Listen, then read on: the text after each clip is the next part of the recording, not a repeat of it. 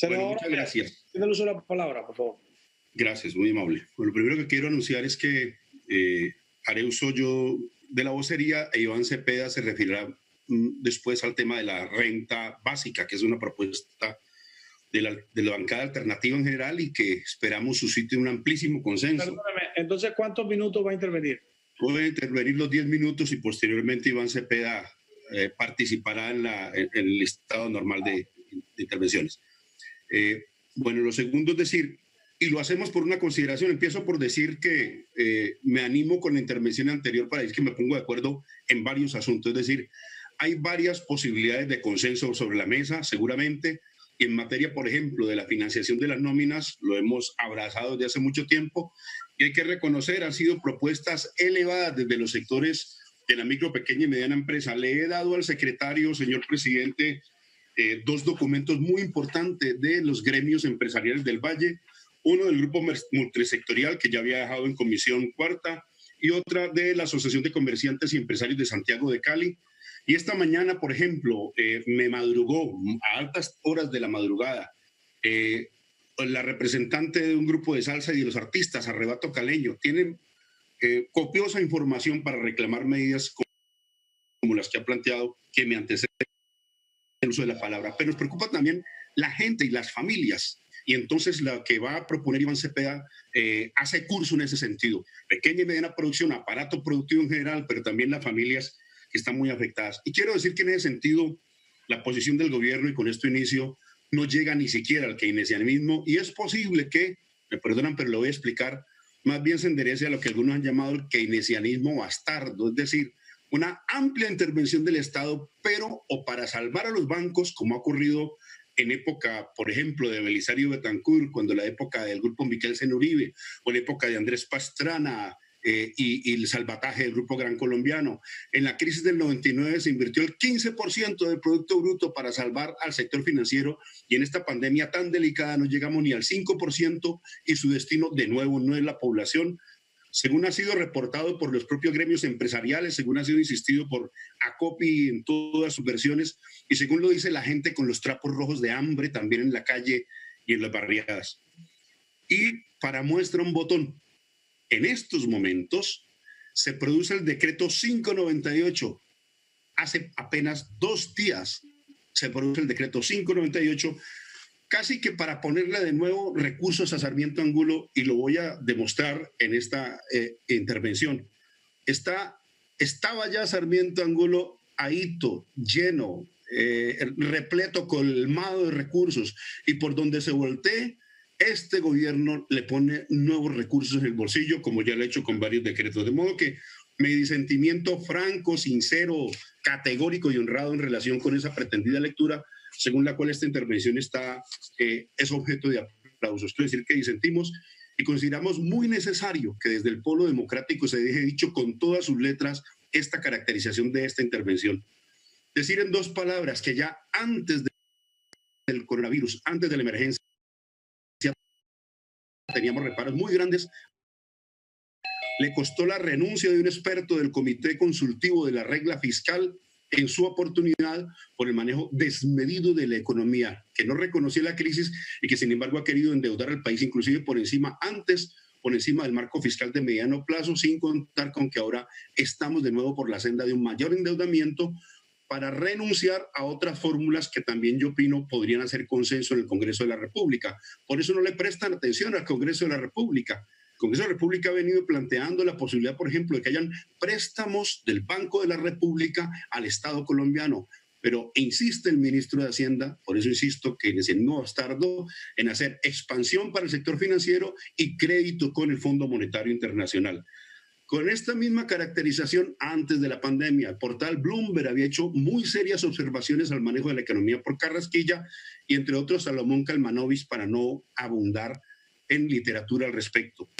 Pero, ¿qué ha ocurrido? Veníamos de una reforma tributaria que le dio beneficios obscenos a los superricos, mientras apretaba a las gentes del común. Veníamos con endeudarnos por encima del marco fiscal de mediano plazo, y pasamos a unas medidas que son, durante la pandemia, de un amplio decreto sesgo pro banco, distrayendo recursos para la inversión en la gente y en la población.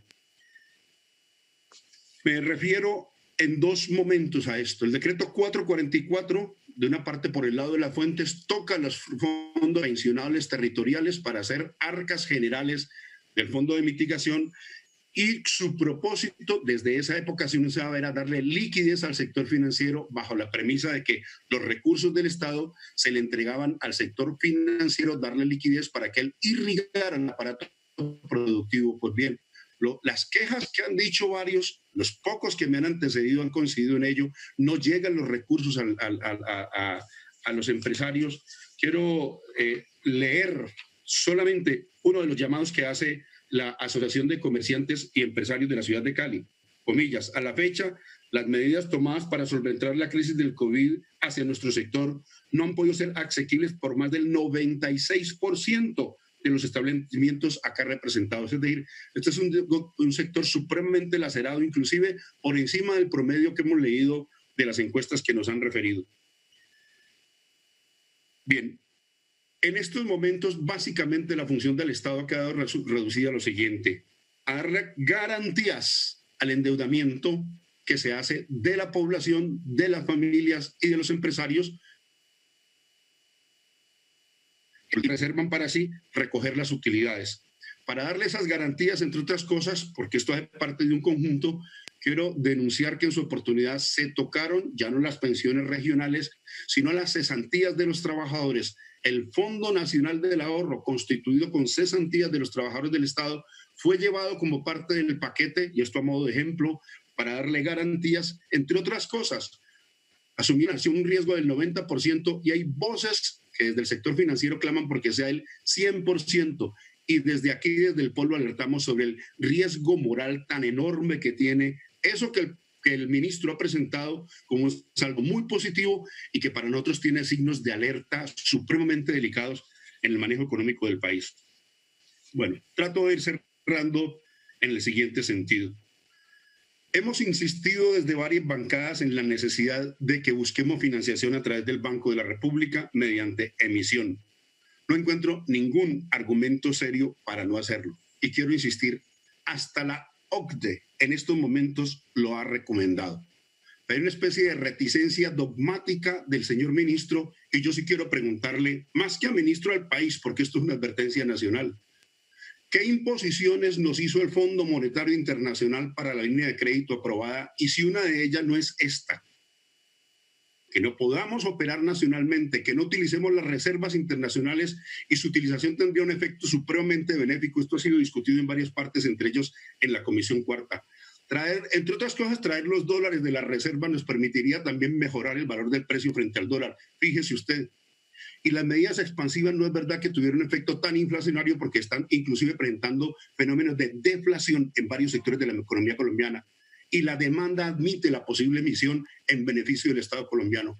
Pero en lugar de hacer eso, en estos momentos que acaba de hacer el gobierno, produjo una reducción del encaje bancario, tal como lo denunciamos en su oportunidad aquí en esta plenaria, del 11 al 8%, para meterle al bolsillo 9.8 billones de pesos a Luis Carlos Sarmiento Angulo. Y es posible que las ganancias se le multipliquen, porque ya se nos ha advertido que son para retornar al sector empresarial, pero de nuevo bajo la figura de la intermediación del primer piso del sector financiero.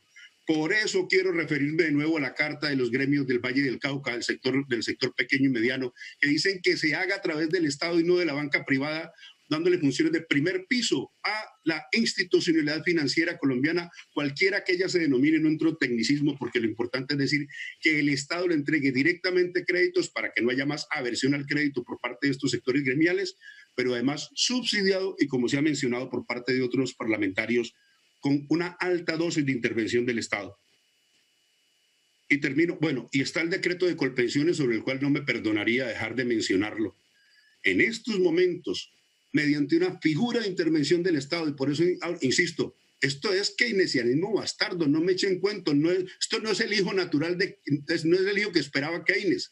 Esto es una postura de que el Estado asume una función, pero para beneficiar básicamente, en este caso, a las administradoras de fondos privados de pensiones, pasándole un número muy grande, cerca de 20.000 pensionados, a Colpensiones, algo así como consumando la ilusión del sector financiero.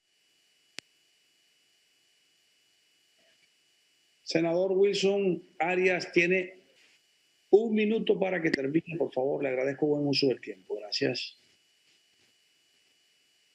Sí, presidente. Decía que pasándole algo así como consumando la ilusión del sector financiero de que los trabajadores aporten a ellos durante toda su vida y pasen después los pensionados a Colpensiones. Pero llego al decreto 598 del año del 26 de abril, muy reciente. En estos momentos denuncio que se acaba de reglamentar mediante ese decreto el régimen tributario especial para las compañías holding, para que las empresas más grandes y poderosas paguen menos impuestos, para que en plena crisis del Estado reciban menos ingresos y tenga que someterse a explotar nuevamente a la clase media trabajadora y a seguirse endeudando. ¿Cuál orientación del Fondo Monetario Internacional? Quiero terminar diciéndole a Colombia y al Senado de la República: podemos los colombianos llegar a acuerdos como la renta básica y como un manejo distinto de la economía, pero por fuera de la égida de la recomendación del Fondo Monetario y de las multilaterales de crédito. Muchas gracias, señor presidente. A usted, senador Arias.